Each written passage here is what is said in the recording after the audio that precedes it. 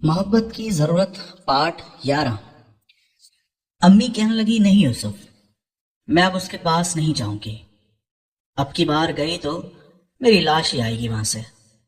پھر میں نے کہا امی آپ نے اتنی تکلیفیں تو اٹھا لی ہیں، تھوڑی سی اور اٹھا لیں، چلتے ہیں نا شام کو۔ میری امی اب صاف انکار کر رہی تھی، مجھے کہہ رہی تھی یوسف تمہیں پتہ نہیں ہے اس نے میرے ساتھ کیا کیا ہے۔ میں نے کہا امی اب ایسا بھی کیا ہو گیا، اس کام کے لیے تو چیز ہوتی ہے، آپ نے اگر اس کو دے دی ہے اور اس نے تھوڑا سا استعمال کر لیا ہے تو کیا ہو گیا ہے، کل کو میں نے بھی تو کرنی ہے نا۔ میری امی کہنے لگی یوسف اس کا گاجر اتنا بڑا تھا کہ میرا تو کام ہی ہو گیا، اب مشکل ہے۔ میں نے کہا امی آپ نے اتنی تکلیف تو اٹھا ہی لی ہے، ایک دفعہ اور چلے جاؤ، ہماری کروڑوں کی زمین بک جائے گی، ہم کراچی سیٹل ہو جائیں گے۔ میری امی کہنے لگی کہ اگر تم نے وہ گاجر دیکھا ہوتا تو تم بھی اس کے پاس نہیں جاتے۔ میں نے دیکھا ہے اور استعمال بھی کیا ہے۔ یوسف تم کیوں نہیں مان رہے، میں اس کے پاس نہیں جا سکتی۔ پھر میں نے کہا امی ہمارے پاس اس کے علاوہ اور کوئی راستہ نہیں ہے، ہمارے گاؤں میں اتنی امیر کوئی نہیں ہے جو یہ ہماری زمین خرید سکے۔ پھر میں نے کہا امی چلو چلتے ہیں چودھری کو، جھوٹ بولنا کہ آج میری طبیعت خراب ہے، کوئی بہانہ بنا دینا اور ہم واپس گھر آ جائیں گے۔ میری امی کہنے لگی نہیں یوسف، چودھری نہیں مانے گا، تمہیں نہیں پتا چودھری کا، وہ اس چیز کا کتنا دیوانہ ہے۔ میں نے کہا یار تم تو کہہ رہی تھی کہ تم اس سے شادی کرتی اور اب 2 دفعہ میں ہی تمہاری بس کروا دی اس نے، شادی کے خیال ختم ہو گئے۔ اس نے کہا ہاں، کیونکہ آخری دفعہ جو اس نے میرے ساتھ کیا ہے اس سے کافی منع کرتی رہی ہوں، لیکن وہ نہیں رکا، جانور بن گیا تھا۔ پھر بڑی مشکلوں سے میں نے اس کو منایا، میں نے کہا زمین بیچ کے ہم کراچی شفٹ ہو جائیں گے، ایک دفعہ اس چودھری سے ملاقات کر لو۔ پھر میری امی مجبور ہو گئی اور پھر ہم شام کو چودھری کے پاس نکل گئے۔ ہم گئے تو چودھری دیرے پہ موجود نہیں تھا، اس کے ملازم نے دروازہ کھولا اور ہمیں بہت باادب طریقے سے اسی گارڈن والی کرسیوں پہ بٹھایا، چائے بنا کے لایا اور ٹھنڈا پانی جگ میں لایا، پھر کہا کہ تم لوگ بیٹھو، چودھری صاحب نے کہا ہے کہ میں آ رہا ہوں 10 منٹ میں۔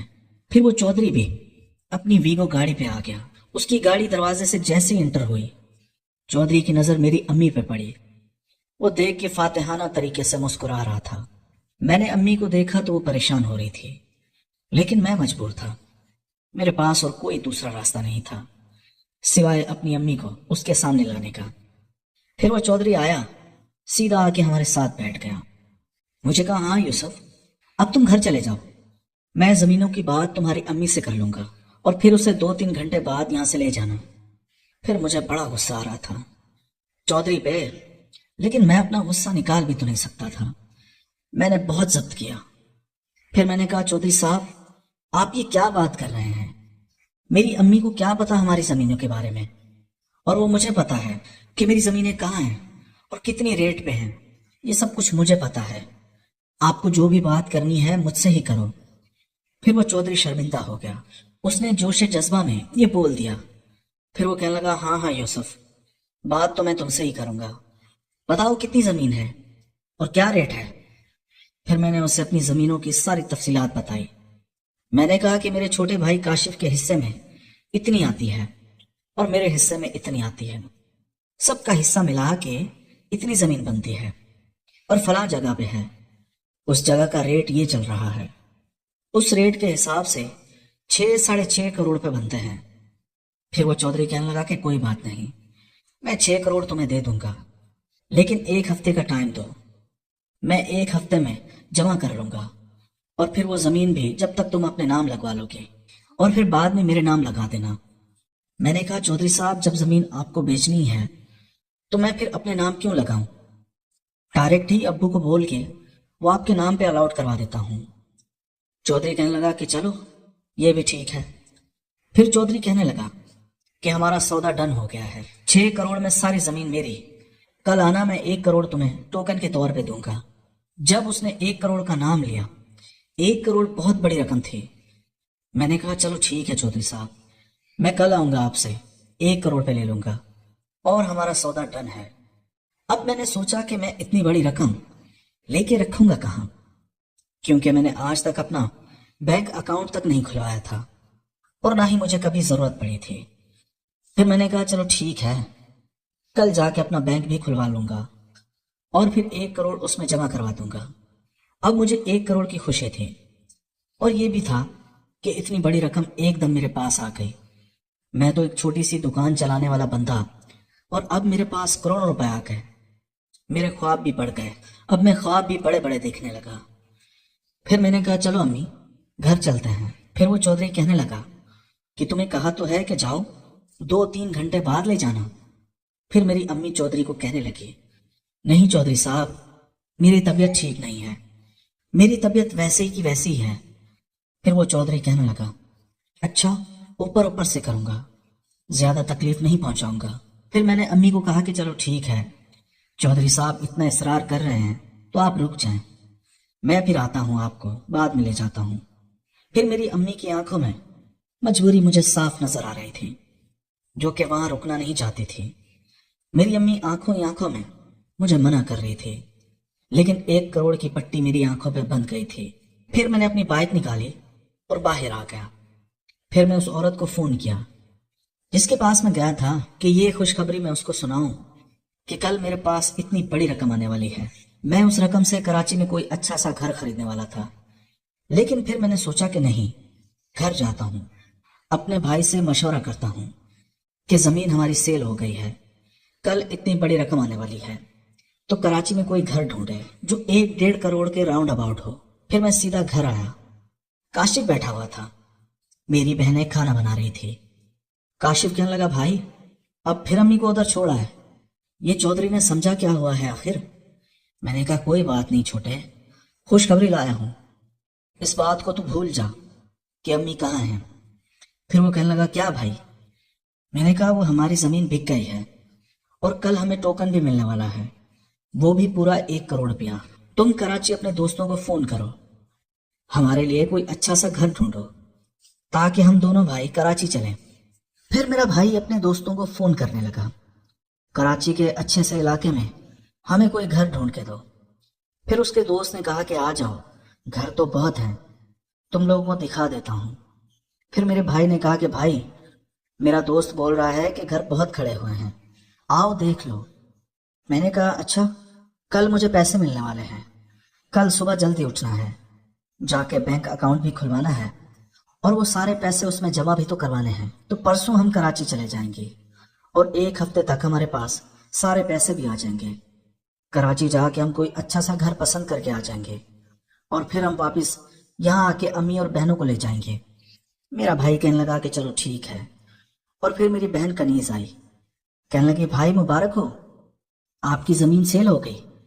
मैंने कहा हाँ कनीज, मेरी नहीं हम सबकी जिंदगी अब आसान होने वाली है। वो कहने लगी, हाँ शुक्र है भाई अल्लाह का, हम इस छोटे से और गंदे गांव से हमारी जान छूट जाएगी, अब हम भी शहर में जाएंगे और वहां हम अपनी सुकून भरी जिंदगी का आगाज करेंगे। मैंने कहा हाँ कनीज, मैं वहां पे जाके तुम सबकी अच्छी जगहों पर शादी करवाऊंगा। फिर मेरी बहन कहने लगी, यूसुफ भाई खाना तैयार है, आप कहो तो मैं ले आऊं। मैंने कहा नहीं कनीज, मैं अभी अम्मी को लेने जाऊंगा, तो बस आके हम अम्मी के साथ मिलकर खाना खाएंगे। उस जमीन को हासिल करने के लिए जितनी बड़ी कीमत मेरी अम्मी ने चुकाई थी वो हम सब पे भारी थी और इस कीमत को सिर्फ मैं ही जानता था। मेरी अम्मी क्या कीमत चुका रही थी, इसीलिए मैं अपनी अम्मी के साथ कभी भी धोखा नहीं करूंगा, ये मैंने अपने दिल में सोच रखा था। और फिर मैं 2.5-3 घंटे बाद वापस उसी डेरे पे आ गया। मुलाजिम मुझे चौंक कर देखने लगा, मुझे कहने लगा, तुम यहाँ। मैंने कहा हाँ मैं, क्या हुआ। उसने कहा वो तुम्हारी अम्मी की तबीयत खराब हो गई है, चौधरी उसको अस्पताल ले गया है। तुम्हें नहीं पता। मेरे पैरों तले जमीन ही निकल गई थी। आखिर वही हुआ जिस डर से अम्मी डर रही थी। मैंने कहा नहीं, मुझे तो नहीं पता, मुझे तो चौधरी ने फोन नहीं किया, उसने कहा 1 घंटा हो गया है, तुम्हारी अम्मी को चौधरी किसी बड़े अस्पताल में ले गया है, उसकी अचानक तबीयत खराब हो गई। फिर मैंने कहा क्या हुआ उसे। वो कहने लगा, तुम्हें तो पता है ना कि चौधरी के पास क्या है। मैंने उसको कहा कि क्या तुम पागल हो गए हो, मुझे कैसे पता होगा।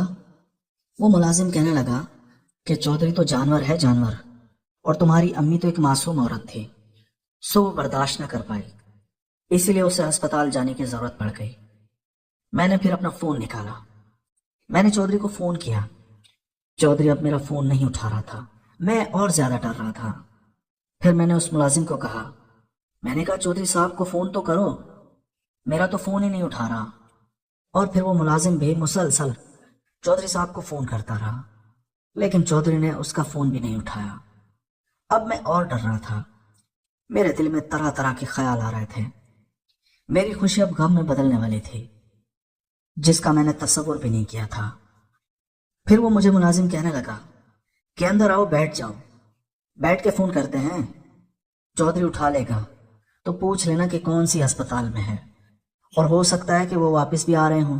تمہیں پریشان ہونے کی ضرورت نہیں ہے، تم رکو۔ پھر میں نے اس سے پوچھا کہ مجھے بتاؤ ہوا کیا تھا۔